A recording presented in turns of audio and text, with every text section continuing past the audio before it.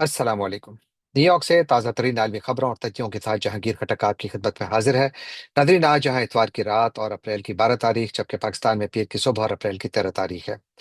Nadreen, सदर Trump के इस बयान के बाद कि वो आपने हुर्मुज की नाकाबंदी कर रहे हैं और इस पर बहुत ज्यादा शदोमत से अमल किया जाएगा, उसके बाद अमरीकी सेंट्रल कमांड का एक बयान सामने आया जिसमें ऐलान किया गया कि इस नाकाबंदी पर बाकायदा अमल दरामद अमेरिका यानी न्यूयॉर्क के वक्त के मुताबिक कल सुबह 10 बजे, यानी अब से तकरीबन कोई 8-9 घंटे बाद शुरू हो जाएगा। और सदर ट्रंप ने इसके बाद एक खुद बयान ये भी दिया कि ये बहुत इफेक्टिव होगी, यानी इसका असर महसूस किया जाएगा। ये जो नाकाबंदी है, इसका बुनियादी तौर पर मकसद ये है कि वो तमाम ऑयल एक्सपोर्ट्स जो कि ईरान की बंदरगाहों से हो रही है, उसको रोका जाए। इस नाकाबंदी की जो तफसीलात हैं, जो सेंट्रल कमांड ने जारी की हैं, उसके मुताबिक आपने हुर्मुज़ में जो बाकी जहाज़ हैं, उनकी नकलो हमल जो है वो आज़ादाना तरीके से हो पाएगी। लेकिन वो जहाज जो कि ईरानी बंदरगाहों से ओरिजिनेट हो रहे हैं, जिनमें ऑयल ले जाया जा रहा है, उनको अलबत्ता रोका जाएगा। अब उनके साथ क्या किया जाएगा, ये वाज़ेह नहीं है। इनको कहाँ ले जाया जाएगा, ये भी वाज़ेह नहीं है। और इनको कहाँ रोका जाएगा, ख्याल ये है कि इनको ओपन सी यो जो वो इंडियन ओशन है, इसमें कहीं रोका जाएगा, क्योंकि जब ये आपने हुर्मुज़ से बाहर निकलेंगे और इंडियन ओशन में दाखिल होंगे, बहरे बहरे हिंद में दाखिल होंगे, तो वहां पर शायद इनको रोका जाएगा। कहाँ ले जाया जाएगा, क्या किया जाएगा, बिल्कुल वाज़ेह नहीं है। लेकिन इसका एक मकसद बिल्कुल वाज़ेह है, और वो ये है कि ईरान की जो तेल की एक्सपोर्ट्स हैं, उनको जीरो पर लाना। वो एक्सपोर्ट जिनकी के हालिया दिनों में सदर ट्रंप ने खुद इजाजत दी थी, यानी उन्होंने ईरान पर जो पाबंदी लगा रखी थी कि वो दुनिया पर तेल नहीं बेच सकता। जब आलमी मार्केट में तेल की कीमतें बहुत तेजी से ऊपर जाने लगी, तो अमेरिका ने ऐलान किया कि ईरान को अब इजाजत है, और शायद इस महीने की 19 तारीख तक इजाजत है कि वो 140 मिलियन बैरल तेल जो ईरान के पास इस वक्त जखीरा है, या उसके जहाजों पर लदा हुआ है, या उसके स्टोरेज टैंक्स में पड़ा हुआ है, वो ईरान इंटरनेशनल मार्केट में ला सकता है। इसका मकसद ये था कि जो इंटरनेशनल मार्केट में तेल की कीमतें जितनी तेजी से ऊपर जा रही थी, उनको रोका जाए। लेकिन अब इस नई पॉलिसी के तहत उसी तेल को रोका जाएगा। इससे जो ममालिक मुतासिर होंगे, उसमें सबसे ज्यादा एक मुल्क मुतासिर होगा, और उसका नाम चीन है। और चीन की जानिब से फिलहाल तो अभी कोई रद्द-ए-अमल नहीं आया, लेकिन ये अब देखना बाकी है कि अगर ऐसा तेल का जहाज जो कि चीन जा रहा है, और शायद वो चीन की मलकियत है, और अगर उसको अमेरिका रोकता है, तो चीन कैसे रिएक्ट करेगा? क्या चीन अपने जहाज को छुड़वाएगा? क्या यहाँ पर वो ताकत का इस्तेमाल करेगा? ये वाज़ेह नहीं है। इसी तरह ईरान से भारत भी तेल खरीदता है। क्या भारत के तेल को भी रोका जाएगा? क्या भारत भी इस पर रिएक्ट नहीं करेगा? ये वो सवालात हैं जिनका फिलहाल कोई जवाब नहीं है। लेकिन मुझे लगता है कि सदर ट्रंप ईरान पर प्रेशर बढ़ा रहे हैं। जो जंगबंदी है, वो इस महीने की तकरीबन 20-21 तारीख तक तो जारी रहनी चाहिए। लेकिन जो इत्तलात आ रही हैं वो ये हैं कि शायद ये जंगबंदी ज्यादा देर ना रहे। आज इसराइल से ये इत्तलात हैं कि उनके कम अज कम 4 डिफरेंट हिब्रू लैंग्वेज या इब्रानी जुबान के जो टीवी चैनल्स हैं, वो ये रिपोर्टिंग कर रहे हैं कि जो इसराइल के जो फौज के सरबराह हैं, उन्होंने अपनी फौज को मुकम्मल तौर पर चौकन्ना कर दिया है, और उनको कह दिया है कि आप जंग की तैयारी करें। और वहां पर इजरायली मीडिया ये रिपोर्ट कर रहा है कि शायद इसराइली फौज ईरान पर दोबारा बमबारी की तैयारी कर रही है। अब एक तरफ आपने हुर्मुज की नाकाबंदी की जा रही है, जहां पर बेशक के जंगी झड़प हो सकती है, क्योंकि ईरान के पासदारान इनकलाब ने ऐलान किया है कि अगर हमारी ट्रैफिक को रोका गया, तो यहाँ पर जो भी जहाज, यानी अमेरिकी जहाज यहाँ से गुजरेगा, वो उनका निशाना होगा, यानी ईरान उन पर हमला करेगा। तो गोया अब जो जंग है वो यानी समंदर में भी लड़ने का खतरा है कि ज्यादा होगी, और ईरान पर शायद इसके बाद फिर अमेरिका दोबारा बमबारी भी शुरू कर दे, यानी वो सीज फायर जो इस वक्त तक तो चल रही है, लेकिन शायद ये ज्यादा देर पा साबित ना हो। मतलब दोबारा जंग शुरू हो सकती है, और दोबारा इसराइल और अमेरिका ईरान पर बमबारी शुरू कर सकते हैं, जबकि ईरान की जानिब से भी ऐलान किया गया है कि वो भी भरपूर तरीके से जवाब देंगे। ईरान के हवाले से मैंने कल भी जिक्र किया था, और मीडिया में मुसलसल ये रिपोर्ट्स आ रही हैं कि ईरान के पास इस वक्त भी हजारों की तादाद में मिसाइल्स और ड्रोन्स मौजूद हैं, यानी ईरान के पास जंग लड़ने की सलाहियत इस वक्त भी मौजूद है। ईरान एक बहुत बड़ा मुल्क है, 1.6 बिलियन मुरबा स्क्वायर किलोमीटर एरिया है इसका, तो जाहिर है कि वहां पर किसी भी मुल्क को इतने बड़े इलाके में मुख्तलिफ अहदाफ को निशाना बनाना इतना आसान काम नहीं है। बावजूद इसके कि 20,000 से ज़्यादा मिलिट्री स्ट्राइक्स हो चुकी हैं ईरान पर, लेकिन उसके बावजूद ईरान के बारे में कहा जा रहा है कि उसके बहुत सारा जो मिसाइल्स का इंफ्रास्ट्रक्चर है जो ज़मीन के नीचे है, और कई जगहों पर इतना नीचे है कि वहाँ पर शायद अमेरिका और ईरान के इसराइल के आर्सेनल में कोई ऐसा बम नहीं मौजूद कि वो वहां तक पहुंच सके। तो इसलिए ईरान जंग लड़ रहा है और जंग लड़ने के लिए तैयार है। ये नया फेज जो है मेरे ख्याल में ये ज्यादा खौफनाक मुझे इसलिए नजर आ रहा है कि शायद इसमें बाकी ममालिक भी शामिल हो जाए, स्पेशली चीन का नाम लिया जा रहा है। चीन के हवाले से खबरें ये भी आ रही हैं कि अब चीन पर अमरीकी मीडिया में ऐसी खबरें आ रही हैं कि इल्जाम लगाया जा रहा है कि चीन ईरान की मदद कर रहा है। सोशल मीडिया पर आप जाएं तो वहां पर भी कुछ इस किस्म की खबरें आ रही हैं कि जहां पर ऐसा महसूस होता है कि शायद चीन के जो मालबरदार तैयारे हैं वो मुसलसल ईरान आ रहे हैं। आज भी इत्तला है कि एक बहुत बड़ा तैयारा वहां पर उतरा है और शायद ख्याल है कि उसके अंदर ईरान के लिए वेपन्स लाए गए हैं।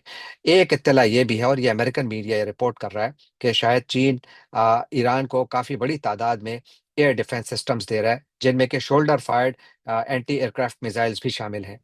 अगर इस किस्म की मदद ईरान को मिलती है तो इससे भी जंग का पासा पलट सकता है।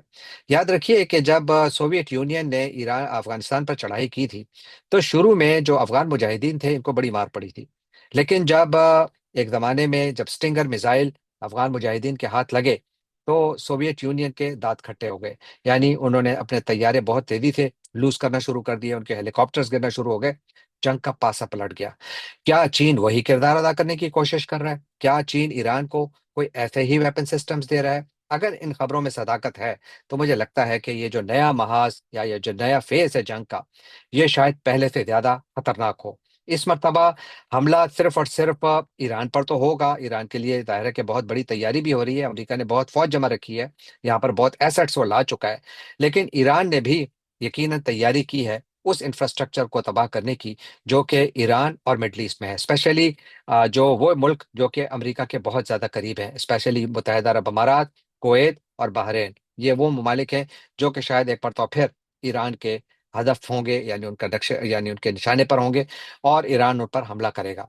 अगर उनके डिसैलिनेशन प्लांट्स पर भी हमले होते हैं तो यहाँ पर एक बहुत बड़ा इंसानी अलमिया भी जन्म ले सकता है। एक ऐसे वक्त जब पाकिस्तान अपने तैयारे भी सऊदी अरब भिजवा चुका है, जो मेरी राय में एक बहुत बड़ी गलती है।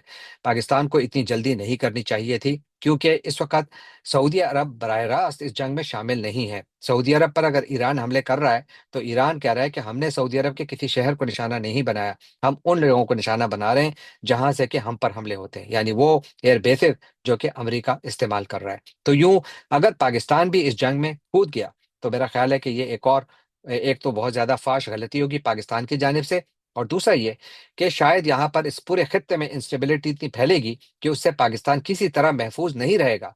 याद रखिए पाकिस्तान के अंदर खुद बलूचिस्तान में एक बहुत बड़ी मूवमेंट चल रही है अलहदगी की। ये तमाम चीजें यहाँ पर बहुत ज्यादा कॉम्प्लिकेटेड हो जाएंगी। पाकिस्तान के ऊपर बात किसी और वो करेंगे, लेकिन यहाँ पर जो मामलात हैं वो उस तरफ जा रहे हैं कि जहाँ पर शायद अब जो ताल्लुकात हैं मुल्कों के आपस में वो भी रिडिफाइन होंगे। यहाँ पर जो ताकत की सरहदें हैं वो भी रिडिफाइन होंगी कि कौन सा मुल्क कितना ताकतवर है, और ये कि तेल की कीमतें कहाँ पहुंचेंगी। क्योंकि जब ये खबर आई, जब सदर ट्रंप ने यह ऐलान किया कि हम आपने हुर्मुज की नाकाबंदी कर रहे हैं, तो उसके बाद फिर जो तेल की कीमतें हैं उनमें अचानक बहुत तेजी आई। यानी आज जो अमरीकी तेल है जो जिसको WTI कहते हैं, वो तकरीबन $89 पर बैरल बिक रहा था। लेकिन अब जब मैं रिकॉर्डिंग कर रहा हूँ तो वो पहुंच चुका है कोई $95 से ऊपर जा चुका है। जबकि इसी तरह जो ब्रेंट क्रूड था जो कि इंटरनेशनल लेवल पर पूरी दुनिया खरीदती है, उसकी कीमत में $7 इजाफा हुआ है। जो अमरीकी ऑयल है उसकी कीमत में कोई $6, $6.5 के करीब इजाफा हुआ है। और जो ब्रेंट क्रूड है उसकी कीमत में $7 इजाफा हुआ है, वो अब $102 पे पहुंच गई है। तो तेल की कीमत एक बार फिर $100 तक पहुंच चुकी है। अभी एशिया में मार्केट्स खुलने वाली हैं, अब देखते ही हैं कि ये तेल की कीमतें और कहाँ पहुंचती हैं। अगर अमेरिका ने ये जो ब्लॉकेड है इस पर मुकम्मल तौर पर अमल दरामद शुरू किया, जिस तरह के सेंटकॉम ने आज ऐलान किया है, उन्हें बाकायदा तफसीलात बताई हैं कि कौन कितना इफेक्ट होगा। गर्चे सेंटकॉम के मुताबिक तो शायद इससे उम्मीदी तौर पर जो तेल की ट्रैफिक है या जो तेल की तरसील का काम है वो इतना ज्यादा इफेक्ट ना हो। लेकिन याद रखिए कि आपने हुर्मुज ईरान के हाथ में है। अगर ईरान वहां से तमाम जहाजों को छोड़ना ही बंद कर दे तो फिर अमेरिका किसके ऊपर ब्लॉकेड का यानी इतलाक करेगा? किसको वो रोक पाएगा जब जहाज ही नहीं आएंगे। तो इसलिए मुझे लगता है कि ये क्राइसिस जो है वो आउट ऑफ कंट्रोल होने वाले हैं, अगर बीच में बड़ी ताकतें नहीं आई। बड़ी ताकतें आ भी नहीं रही हैं, क्योंकि जब सदर ट्रंप की जानिब से ये ऐलान किया गया, तो अमेरिका के जो करीब तरीन इत्तेहादी हैं, जिनमें जर्मनी हो गया, स्पेन हो गया, बर्तानिया हो गया, इटली हो गया, ग्रीस हो गया, ऑस्ट्रेलिया हो गया, जापान हो गया, इन सब ने ऐलान किया कि हम इस ब्लॉकेट का हिस्सा नहीं बनेंगे, यानी इसमें हम अमेरिका की मदद नहीं करेंगे। इसी तरह जो फ्रांस है, उसने भी इसके ऊपर बाकायदा कोई ऐलान नहीं किया कि हम इसके हक में हैं, लेकिन उन्होंने इसकी ज्यादा मुखालफत भी नहीं की। फ्रांस नॉन कमिटल है। लेकिन अब देखते ये हैं कि अमेरिका के इत्तेहादी इस वक्त कहाँ खड़े हैं, और ये कि किसको रोकेंगे, क्योंकि इस वक्त ट्रैफिक ना होने के बराबर है। सिर्फ ईरान के अगर टैंकर्स को रोकना है, तो ये ईरान के टैंकर्स नहीं होंगे, ये चीन के टैंकर्स होंगे, शायद ये भारत के टैंकर्स होंगे। देखते ही हैं कि ये बात कहाँ तक जाती है। बातचीत ही की बात हो रही है, तो ये सब वाकया उस यानी इस्लामाबाद मुज़ाकरात की नाकामी के बाद सामने आया, जो कि पाकिस्तान में ख़त्म हुए। उसके बाद अमेरिकी नायब सदर जेडी वैंस इस्लामाबाद से निकले और वो आज वाशिंगटन पहुंच चुके हैं, जबकि ईरानी वफद को भी पाकिस्तान ने बहुत अच्छे तरीके से रुखसत किया। पाकिस्तानी जेट तैयारों ने अपनी हिफाजत में ईरानी वफद के जहाज को लिया और उनको बाहिफाजत ईरान पहुंचाया। तो ये भी एक बहुत अहम मरहला था जो कि यानी मुकम्मल हुआ, क्योंकि ऐसी इत्तलात भी हैं कि ये जो डेलीगेशन था, इनकी जिंदगियां भी खतरे में थी। और साथ ही जो अब्बास अरागची, जो ईरान के वजीर खारजा हैं, उनका एक ट्वीट भी सामने आया, जिसमें वो कहते हैं कि हमारे जो मुज़ाकरात थे, यानी बरह रास्त 47 साल बाद हो रहे थे, और उसमें हम लोगों ने गुड फेथ में, यानी अच्छी नीयत के साथ हमने बातचीत शुरू की थी, और हम बहुत करीब थे कि इस्लामाबाद में एक मेमोरेंडम ऑफ अंडरस्टैंडिंग पर दस्तखत करते, लेकिन यानी यादाश्त पर दस्तखत के लिए तैयार थे। लेकिन फिर अचानक क्या हुआ? कहते हैं अचानक जो डिमांड्स थी वो तब्दील होना शुरू हो गई, और ऐसा हुआ कि मुज़ाकरात को नाकाम ही देखना पड़ा। वो कहते हैं कि इससे लगता है कि किसी ने कोई सबक नहीं सीखा, बुनियादी तौर पर वो अमेरिका पर तनकीद कर रहे थे। जबकि मीडिया रिपोर्ट्स ये कह रही हैं, और जेडी वैंस ने इस बात का भी यानी जिक्र किया था अपनी प्रेस कॉन्फ्रेंस में, जो थोड़ी सी बातचीत उन्होंने प्रेस से की थी, कि उन्होंने इन मुज़ाकरात के दौरान जो तकरीबन 21 घंटे जारी रहे, उसमें कम अज़ कम ऑलमोस्ट 12 मरतबा सदर ट्रंप से भी बात की। लेकिन आज मीडिया ये भी रिपोर्ट कर रहा है कि इस दौरान कम अज़ कम एक मरतबा जेडी वैंस की इसराइली वज़ीर आज़म बेंयामिन नेतन्याहू से भी बातचीत हुई, जिसमें कि एक इत्तला में ये क्लेम किया जा रहा है कि नेतन्याहू ने वैंस को बताया कि अगर आप यहाँ पर कोई एग्रीमेंट कर भी लें, मैं नहीं मानूंगा, मैं सीज फायर वगैरह कोई चीज़ नहीं मानता। तो यूं ये जो मुज़ाकरात हैं, उसका जो अब नाकामी का जो ब्लेम है, वो ब्लेम गेम शुरू हो चुका है। ईरान जो है वो तमाम ब्लेम अब अमेरिका और इसराइल पर डाल रहा है, इसीलिए ये जिक्र भी हो रहा है। और जब ये बातचीत इस्लामाबाद में हो रही थी, तो अब कुछ ऐसा एविडेंस भी आ रहा है कि सेंट्रल कमांड ने खुद एक एलामिया जारी किया, जिसमें उन्होंने कहा कि जी हमने यानी 11 तारीख को ये मुज़ाकरात शुरू हुए थे, 11 तारीख को सेंटकॉम की जानिब से ये ऐलान किया गया कि हमने आपने हुर्मुज़ में जो बारूदी सुरंगें हैं, उनको हमने हटाना शुरू कर दिया है, उनकी सफाई शुरू कर दी है।